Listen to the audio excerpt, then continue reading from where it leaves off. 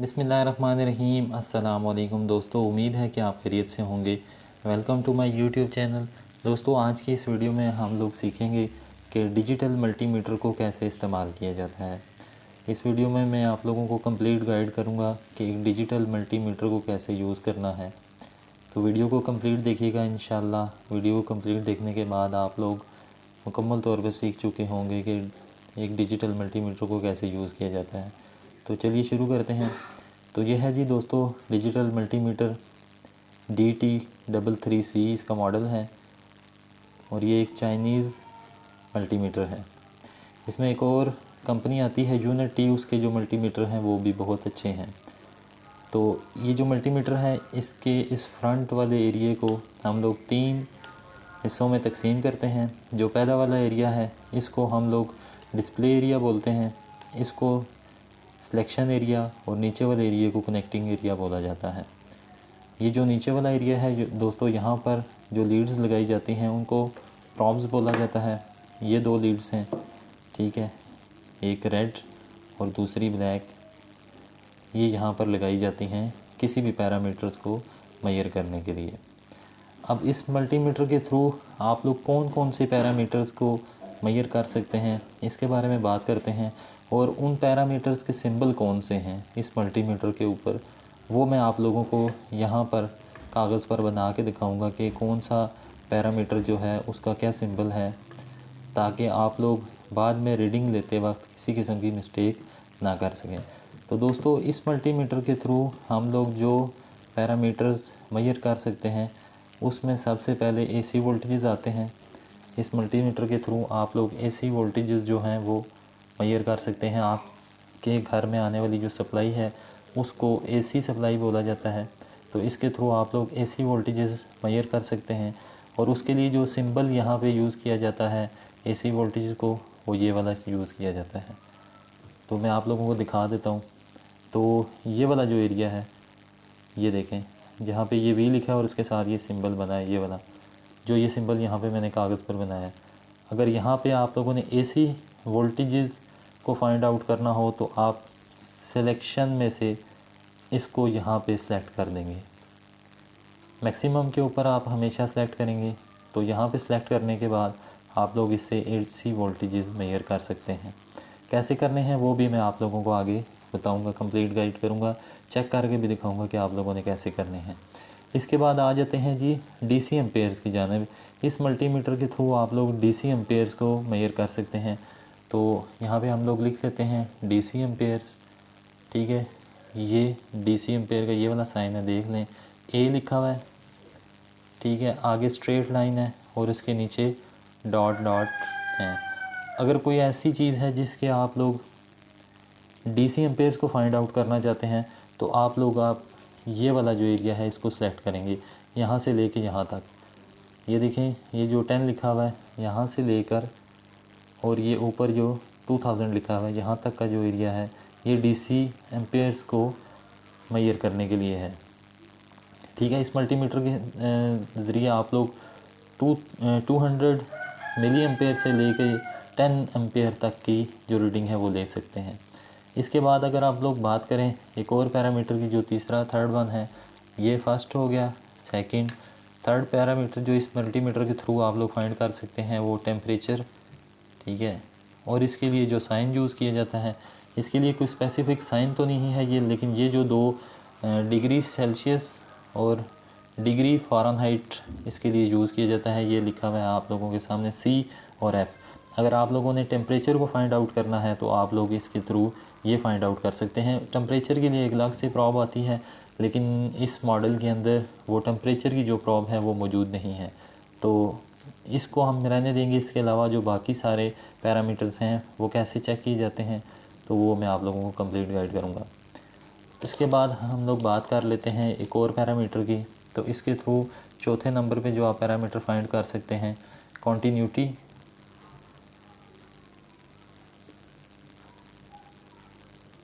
ठीक है, जिसको तसलसल भी बोला जाता है। या फिर इसी के साथ आप लोग इसके अंदर डायोड मोड का एक निशान बना हुआ है यहाँ पर, ये देख लें आप। अगर आपने किसी चीज़ की कॉन्टीन्यूटी चेक करनी है या किसी डायोड को चेक करना है तो आप इस मोड पर रख के चेक करेंगे। इसके लिए जो साइन यूज़ किया जाता है डायोड का साइन, वो ये बना हुआ है, आप ये वाला चेक करेंगे। ठीक है। 5वें नंबर के ऊपर आप लोग जो इस मल्टीमीटर के थ्रू चीज़ फाइंड आउट कर सकते हैं वो है रेजिस्टेंस।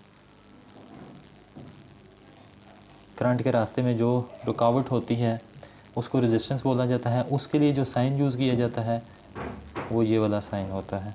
और मीटर के ऊपर अगर हम लोग देखें तो ये वाला साइन बना हुआ है। इस मल्टीमीटर के थ्रू आप 200 से लेके 20 मेगा ओहम तक की कोई भी रेजिस्टेंस फाइंड आउट कर सकते हैं। अगर आपने रेजिस्टेंस फाइंड आउट करनी हो तो आपने ये वाला एरिया जो है इसको सेलेक्ट करना है। किसी भी तरह की हमेशा आपने मैक्सिमम रखना होता है और उसके बाद अगर मैक्सिमम के ऊपर रीडिंग सही नहीं आ रही तो फिर आपने आहिस्ता आहिस्ता नीचे की तरफ लेके आना होता है। ठीक है जी। तो ये वाली चीज़ भी हम लोग इस मल्टीमीटर के थ्रू फाइंड आउट कर सकते हैं।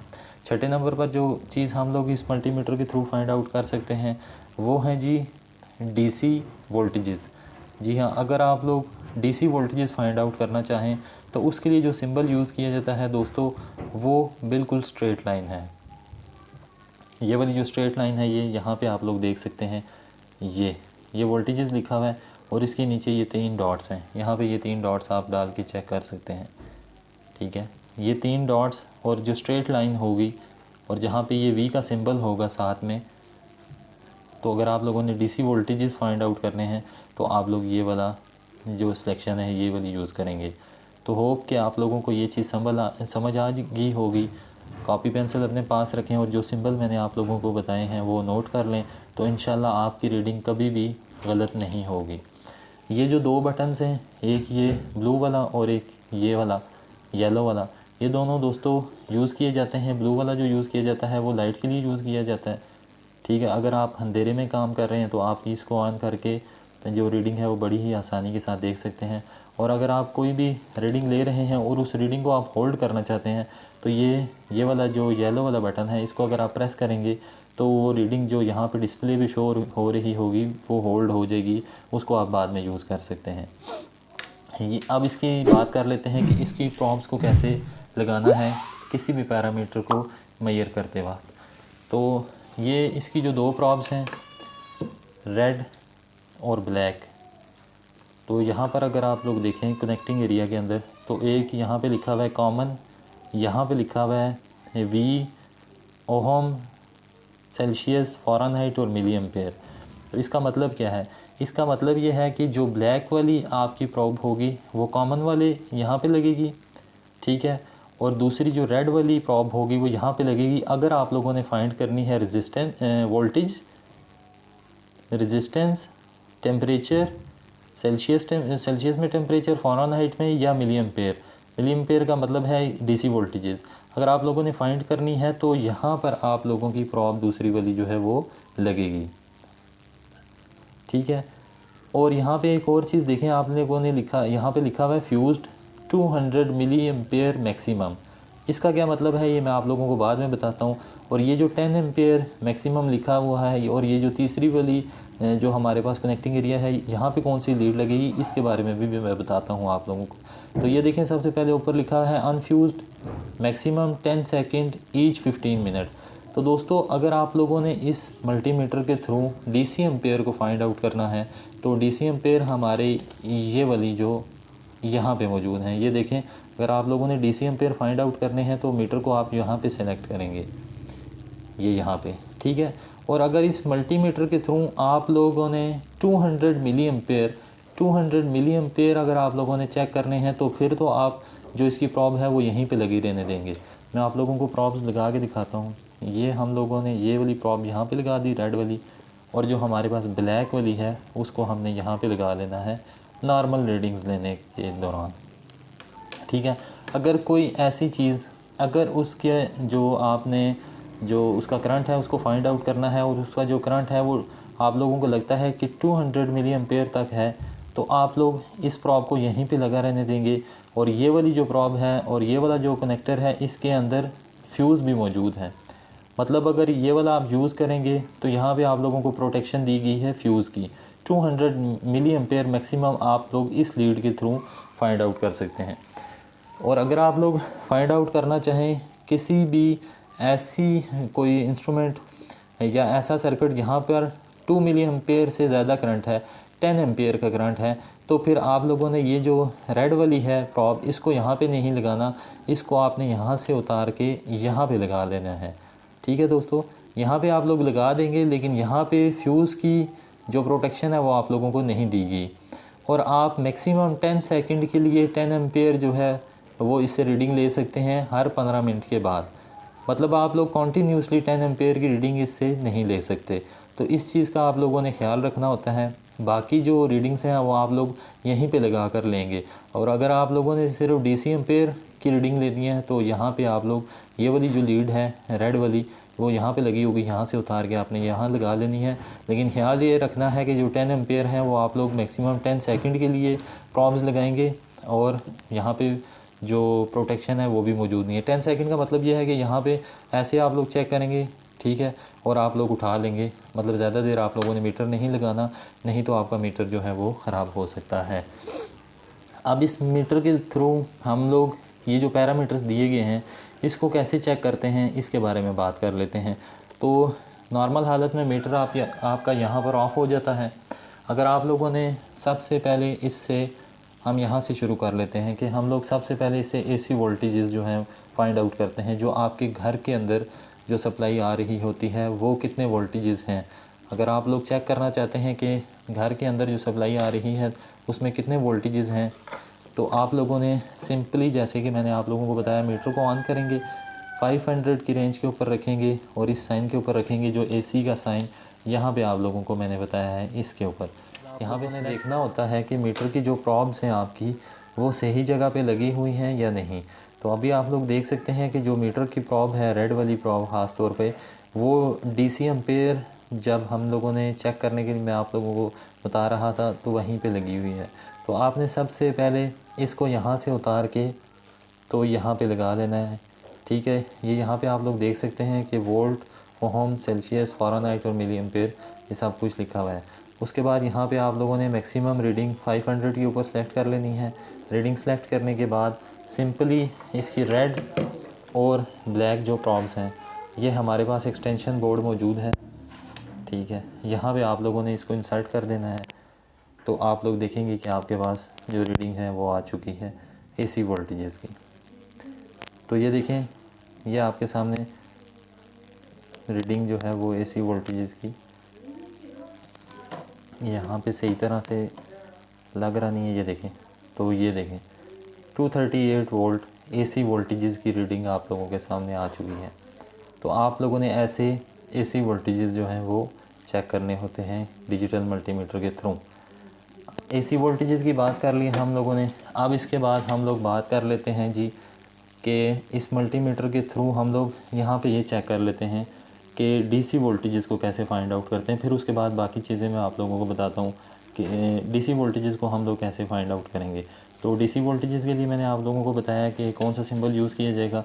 ये वाला सिंबल यूज़ किया जाएगा और ये वाली लाइन जहाँ पे स्ट्रेट लाइन होगी वहाँ पे आप लोगों ने इसको सेलेक्ट करके तो आप लोगों ने DC वोल्टेजेस को फाइंड आउट करना है। तो यहाँ पे मीटर में आप लोग देखें तो ये वोल्टेजेस लिखा है और इसके साथ ही ये वाला जो सिंबल है ये DC वोल्टेजेस के लिए यूज़ किया जाता है।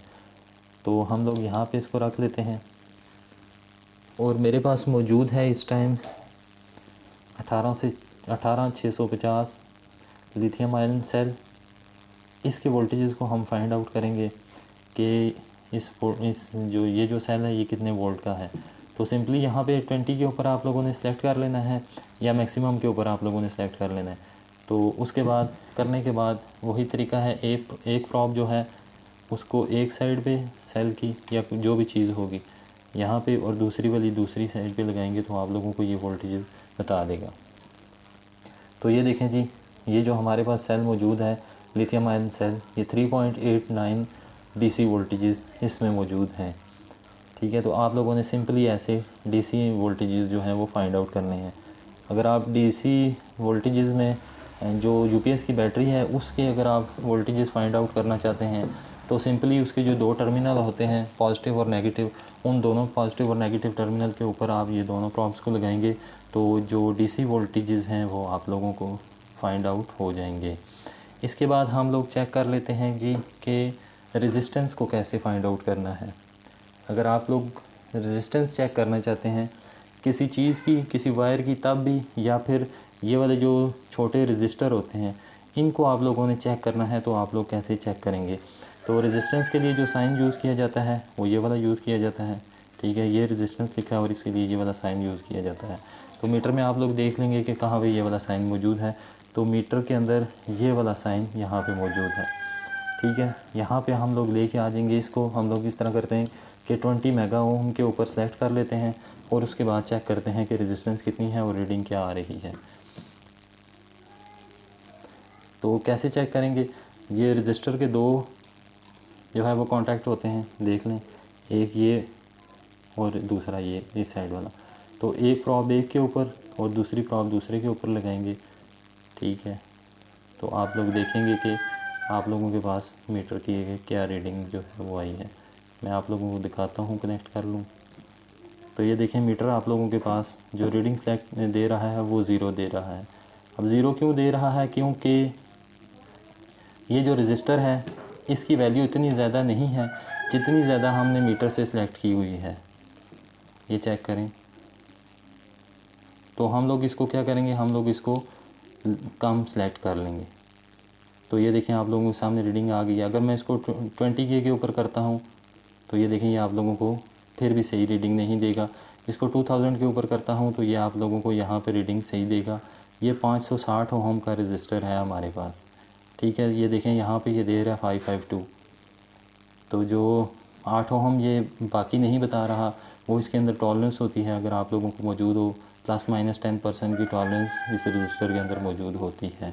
तो आप लोगों ने ऐसे इसको रेजिस्टेंस को फाइंड आउट कर सकते हैं इस मल्टीमीटर के थ्रू। रेजिस्टेंस भी होगी, वोल्टेजेस भी हो गए, डीसी वोल्टेजेस भी हो गए, एसी वोल्टेजेस भी। इसके बाद हम लोग चेक करते हैं कि कॉन्टीन्यूटी आप लोगों ने इसके ज़रिए कैसे फाइंड आउट करनी है। तो कॉन्टीन्यूटी के लिए आप लोग देखें तो ये यहाँ पे मौजूद है साइन ये वाला, और इसके साथ बज़र का साइन भी आता है। तो ये तो अक्सर वीडियोज़ में मैंने आप लोगों को बताया हुआ है कि आप लोगों ने कॉन्टीन्यूटी कैसे देखनी है। तो ये साइन मौजूद है कॉन्टीन्यूटी का, जिसके साथ कॉन्टीन्यूटी, और ये रजिस्टर का डायोड का साइन बना हुआ है। यहाँ पे इसको रखें और वेरी सिंपल, ये अगर आप एक वायर की कॉन्टीन्यूटी देखना चाहते हैं कि ये वायर यहाँ से लेके यहाँ तक ठीक है या नहीं, तो आप लोग कैसे चेक करेंगे। तो बहुत ही आसान है। मीटर की एक प्रॉब को एक सिरे के साथ और दूसरी प्रॉब को दूसरे सिरे के साथ लगाएं, और अगर आप लोगों का मीटर बीप की साउंड दे रहा है तो इसका मतलब है आपकी वायर के अंदर कॉन्टीन्यूटी मौजूद है और आपकी वायर ठीक है, ठीक है। आप लोग यहाँ से ये लगाने के बाद देख लें। पास टाइम आप लोगों का मीटर बैटरी डाउन होने की वजह से या किसी वजह से बीप का साउंड ना भी दे, लेकिन अगर उसकी रीडिंग आ रही है, ये देखें बीप का साउंड भी दे रहा है और साथ बैटरी साइन भी, इसका मतलब यह है कि मीटर की बैटरी डाउन है। तो ये आप लोगों की कॉन्टीन्यूटी आ रही है। अगर हम लोग रेड वाली को चेक करें तो रेड वाली ख़राब है, उसमें देखिएगा आपको कॉन्टीन्यूटी नहीं मिलेगी। तो यहाँ पे रेड वाली मौजूद है, मैं यहाँ पे लगा देता हूँ। तो ये देखें ये यहाँ पे कॉन्टीन्यूटी दे रहा है, लेकिन ये वाली जो वायर है ये दरमियान से एक जगह से ख़राब है। अगर इसको मैं दोबारा से सीधा करता हूँ तो आप लोगों को कॉन्टीन्यूटी नहीं मिलेगी।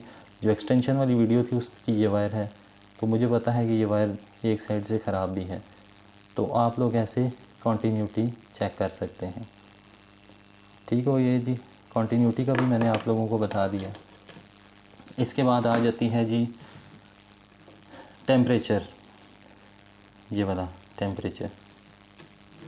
तो टेम्परेचर की सिलेक्शन जो है वो ये है। तो दोस्तों मैंने आप लोगों को बताया था कि इस मीटर के अंदर मुझे टेम्परेचर के लिए जो प्रॉब है वो नहीं मिली।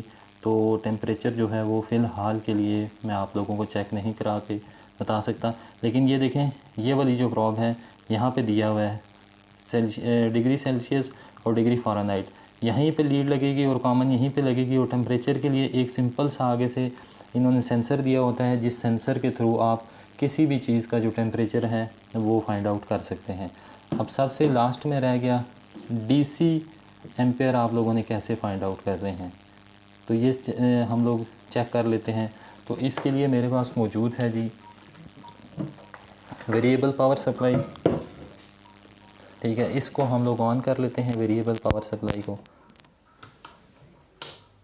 ये मैंने इसको ऑन कर लिया और ये एक अदद मेरे पास मोटर मौजूद है।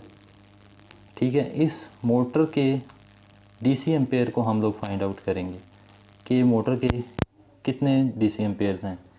तो ये वाली जो मोटर है दोस्तों, इसका तकरीबन 1-1.5 एम्पेयर ये लेती है। तो हम लोग कैसे करते हैं कि ये जो अपनी प्रॉब है, इस प्रॉब को यहाँ से निकाल के इस वाले यहाँ पे लगा देते हैं। ठीक है, पहली चीज़। और उसके बाद यहाँ से इसको सिलेक्ट कर लेते हैं। ठीक है, 10 एम्पेयर के ऊपर। ठीक है, चूँकि अभी 10 एम्पेयर नहीं है तो हम इससे मैक्सिमम रीडिंग ले सकते हैं।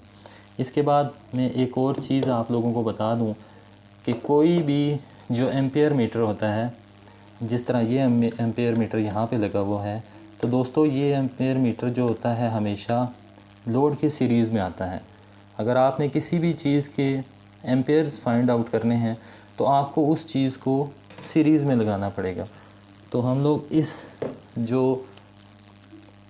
वेरिएबल पावर सप्लाई है इसके थ्रू इस मोटर को कैसे फाइंड आउट करेंगे मैं आप लोगों को बता देता हूँ। इसके कितने एम्पेयर्स हैं आप लोग वेरिएबल पावर सप्लाई की यहाँ पे भी देखिएगा कितने बताता है, और उसके बाद मैं रीडिंग जो मीटर है वहाँ पे भी आप लोगों को बता दूँगा कि आप लोगों ने कैसे वहाँ पे कितने एम्पेयर जो हैं वो आ रहे हैं।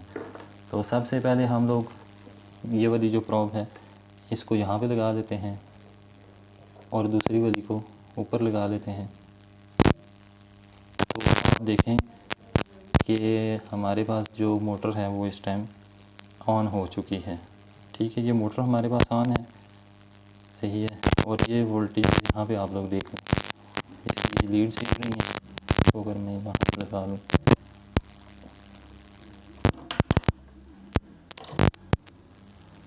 ठीक है जी, ये हो गया। अब अगर हम लोगों ने ये फाइंड आउट करना है कि ये कितने एम्पेयर ले रही है, तो इसको हमें मीटर की सीरीज़ में लगाकर हम लोगों को इसकी रीडिंग लेनी पड़ेगी। तो वो कैसे करना है मैं आप लोगों को बताता हूँ। आप लोग इसकी ये रेड वाली जो प्रॉब है इसको उतार दें, ब्लैक वाली यहीं पे लगी रहने दें। ठीक है, इसको यहाँ पे लगा दें। चलें हम लोग ऐसे करते हैं कि इसको रेड के साथ ही लगा देते हैं। ये देखें, इसको हमने रेड के साथ लगा दिया और इसको यहाँ पे रख देते हैं। और जो दूसरी वाली प्रॉब है इसको हम लोग लगाएंगे अपने जो लोड है जो हमारा उसके साथ। उसके बाद आप लोग मीटर देखिएगा कि मीटर के ऊपर क्या रीडिंग आ रही है। ये देखें आप लोगों के सामने मीटर के ऊपर क्या रीडिंग आ रही है। क्योंकि यहाँ पे मोटर इस वजह से नहीं चल रही कि मैंने इसके वोल्टेजेस इंक्रीज़ नहीं किए हुए, तो मैं इसके वोल्टेजेस को थोड़ा सा इंक्रीज़ करता हूँ। ये देखें, सही है दोस्तों। तो आप लोग देख सकते हैं अब ये ओवरलोड के ऊपर चली गई है, हमारी जो पावर सप्लाई उसकी प्रोटेक्शन ऑन हो गई है। ये देखें दोबारा से,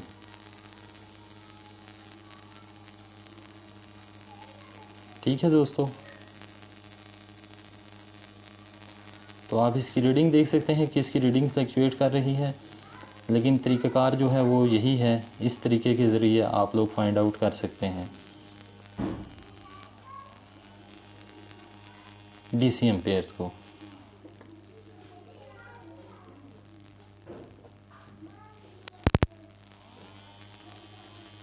तो ऐसे आप लोग चेक कर सकते हैं। ये देखें अब इसकी रीडिंग सही हो गई है। पहले हमने 10 एम्पेयर सेलेक्ट किया हुआ था, लेकिन अब हम इसको अगर नीचे देखें तो ये 0.5 वहाँ पे दे रहा है और 0.6 0.5 यहाँ पे भी दे रहा है। तो ऐसे आप लोग इसके एम्पेयर जो हैं किसी भी चीज़ के डीसी एम्पेयर जो हैं वो इस मल्टीमीटर के थ्रू चेक कर सकते हैं। तो होप्स हो कि आपको आज की ये वीडियो पसंद आई होगी।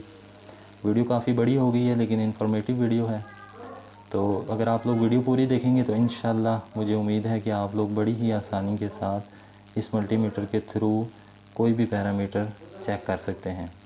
तो मिलते हैं एक नई वीडियो के साथ, तब तक के लिए अपना बहुत सारा ख्याल रखिएगा, दुआओं में याद रखिएगा। अल्लाह हाफ़िज़।